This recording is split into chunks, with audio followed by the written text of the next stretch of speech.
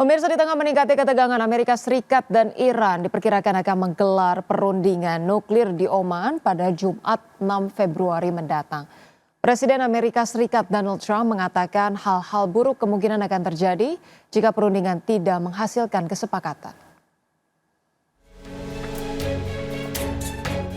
Amerika Serikat dan Iran diperkirakan akan menggelar perundingan nuklir di Oman pada Jumat 6 Februari mendatang. Di tengah meningkatnya ketegangan setelah Presiden Amerika Serikat Donald Trump memperkuat kehadiran militer di Timur Tengah dan memperingatkan potensi konfrontasi jika kesepakatan gagal dicapai.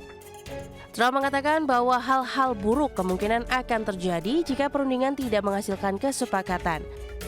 Pernyataan tersebut meningkatkan tekanan terhadap Iran dalam kebuntuan yang telah diwarnai ancaman saling serang udara serta memicu kekhawatiran eskalasi menuju konflik yang lebih luas. Iran menegaskan tidak akan memberikan konsensi terkait program rudal balistiknya yang disebut sebagai garis merah dalam negosiasi. Pemerintahan Trump menyetujui permintaan Iran untuk memindahkan lokasi perundingan dari Turki ke Oman. Namun pembahasan masih berlangsung mengenai apakah negara-negara Arab dan Muslim di kawasan akan ikut serta dalam perundingan tersebut. Sebelumnya, ketegangan meningkat usai militer Amerika Serikat pada Selasa menembak jatuh sebuah drone Iran yang disebut berperilaku agresif saat mendekati kapal induk USS Abraham Lincoln di Laut Arab. Adapun peningkatan kehadiran Angkatan Laut Amerika Serikat terjadi setelah Iran melakukan penindakan keras terhadap demonstrasi anti pemerintah bulan lalu yang disebut sebagai kerusuhan domestik paling mematikan sejak revolusi Iran 1979. Trump yang akhirnya tidak merealisasikan ancaman intervensi langsung kemudian menuntut konsensi nuklir dari Iran dan mengirim armada militer ke perairan dekat negara tersebut. Berbagai sumber, IDEX Channel. Pemirsa, harga emas berbalik arah dan melemah pada perdagangan Rabu seiring penguatan dolar Amerika Serikat dan aksi ambil untung investor setelah rally tajam sebelumnya. Pasar kini menunggu rilis data ketenagakerjaan Amerika serta mencermati perkembangan geopolitik untuk mencari arah baru. Harga emas spot turun 0,3% menjadi 4.924 dolar per ons setelah melonjak hingga 3,1% pada awal sesi. Sehari sebelumnya harga emas mencatatkan kenaikan tajam 5,9%. Sementara itu harga emas berjangka Amerika Serikat untuk kontrak pengiriman April ditutup menguat 0,3% menjadi 4.950 dolar per ons. Indeks dolar Amerika Serikat bertahan di level tertinggi lebih dari sepekan membuat emas yang diperdagangkan dalam denominasi greenback menjadi lebih mahal bagi pembeli di luar negeri. Emas sebelumnya mengalami tekanan tajam, anjlok lebih dari 13% pada Jumat dan Senin, yang menjadi aksi jual 2 hari terbesar dalam beberapa dekade setelah mencetak rekor tertinggi di level 5.594 dolar per ons pada 29 Februari. Ya pemirsa, selanjutnya dari bursa global, bursa ekuitas Wall Street berakhir di zona merah pada perdagangan Rabu dipimpin kejatuhan saham teknologi seperti AMD dan juga Palantir di tengah kekhawatiran investor terhadap valuasi yang dinilai mahal serta tanda-tanda bahwa rally saham berbasis kecerdasan buatan mungkin telah mendekati puncaknya. Pemirsa, pada perdagangan Rabu indeks S&P 500 turun 0,51% menjadi 6.882 dan Nasdaq Composite Index merosot 1,51% ke posisi 22.904. Sedangkan indeks Dow Jones Industrial Average justru naik 0,53% ke level 49.501. Sementara itu pemirsa, kita ke bursa ekuitas Eropa mencatatkan level tertinggi sepanjang masa meski penguatannya relatif terbatas. Kenaikan sektor telekomunikasi dan saham konsumer berhasil mengimbangi tekanan dan pelemahan saham perangkat lunak serta aksi jual di sektor kesehatan. Kita update informasinya pemirsa, indeks Stock 600 ditutup naik tipis 0,03% ke level 618,12.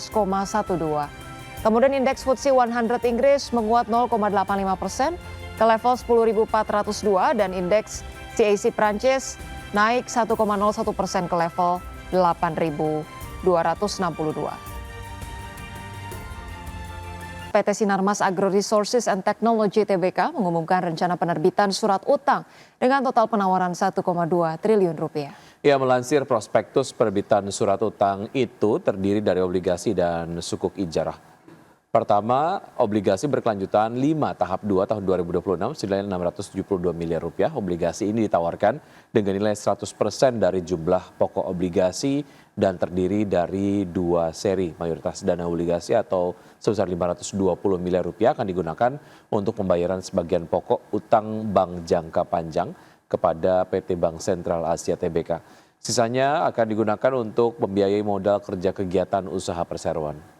Kedua, sukuk ijarah berkelanjutan 1 tahap 2 tahun 2026 sebesar 528 miliar rupiah.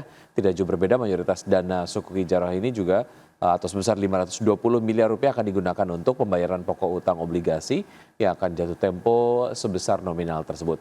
Sisanya akan digunakan untuk membiayai modal kerja kegiatan usaha.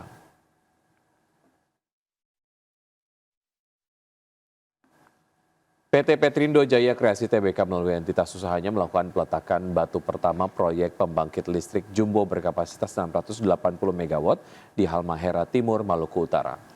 Ya, manajemen menyatakan groundbreaking proyek tersebut sebagai bentuk komitmen perseroan dalam mendukung pengembangan ekosistem baterai kendaraan listrik di Indonesia. Emiten afiliasi konglomerat Prayogo Pangestu PT Petrindo Jaya Kreasi Tbk melalui entitas usahanya melakukan peletakan batu pertama proyek pembangkit listrik jumbo berkapasitas 680 MW di Halmahera Timur, Maluku Utara. Proyek tersebut digarap oleh PT Gunadarma Integra yang merupakan entitas usaha yang dimiliki perseroan melalui PT Volta Daya Energi Indonesia. Groundbreaking proyek yang berlokasi di kawasan industri terintegrasi Feni Haltim Industrial Park, Halmahera Timur, Maluku Utara itu dilaksanakan pada Rabu 4 Februari 2026. Direktur Utama Petrindo Jaya Kreasi, Michael, mengatakan groundbreaking proyek pembangkit listrik itu merupakan komitmen Petrindo untuk berkontribusi serta berperan aktif dalam mendukung pengembangan ekosistem baterai kendaraan listrik, sekaligus terus meningkatkan nilai tambah bagi sektor energi dan industri nikel di Indonesia. Sebagai catatan, FHT Industrial Park merupakan kawasan industri terintegrasi sebagai bagian dari implementasi strategi hilirisasi mineral pemerintah Indonesia untuk merealisasikan potensi pengembangan pusat industri baterai kendaraan listrik di dalam negeri. Berbagai sumber, IDEX Channel. Pemirsa, emiten petrokimia milik Taipan Prajogo Pangestu PT Chandra Asri Pacific Tbk atau TPIA berencana melakukan pembelian kembali saham atau buyback dengan nilai fantastis mencapai 2 triliun rupiah. Langkah ini diambil di tengah dinamika pergerakan harga saham perseroan sekaligus menjadi sinyal optimisme manajemen terhadap prospek kinerja ke depan. Emiten petrokimia milik Taipan Prayogo Pangestu PT Chandra Asri Pacific Tbk atau TPIA berencana melakukan pembelian kembali saham atau buyback dengan nilai fantastis mencapai 2 triliun rupiah. Langkah ini diambil di tengah dinamika pergerakan harga saham perseroan sekaligus menjadi sinyal optimisme manajemen terhadap prospek kinerja ke depan. Berdasarkan keterbukaan informasi, buyback akan dilaksanakan tanpa melalui mekanisme rapat umum pemegang saham atau RUPS. Periode pembelian kembali dijadwalkan berlangsung mulai 4 Februari hingga 3 Mei 2026. Dalam rencana tersebut, perseroan menargetkan dapat membeli maksimal 250 juta lembar saham, setara sekitar 0,29% dari total saham beredar. Manajemen menyebut aksi korporasi ini merupakan upaya untuk meningkatkan nilai bagi para pemegang saham. Selain itu, buyback juga diharapkan mampu membuat pergerakan saham lebih mencerminkan kondisi fundamental perusahaan. Langkah ini sekaligus dilakukan untuk menjaga kepercayaan publik dan investor terhadap kinerja perseroan. TPIA menilai program buyback dapat memberikan sentimen positif di pasar, terutama di tengah fluktuasi harga saham belakangan ini. Kebijakan ini juga menjadi sinyal bahwa manajemen percaya terhadap prospek bisnis dan pertumbuhan perusahaan ke depan. Dengan dukungan fundamental yang dinilai solid, perseroan berharap minat investor tetap terjaga. Berbagai sumber IDX Channel.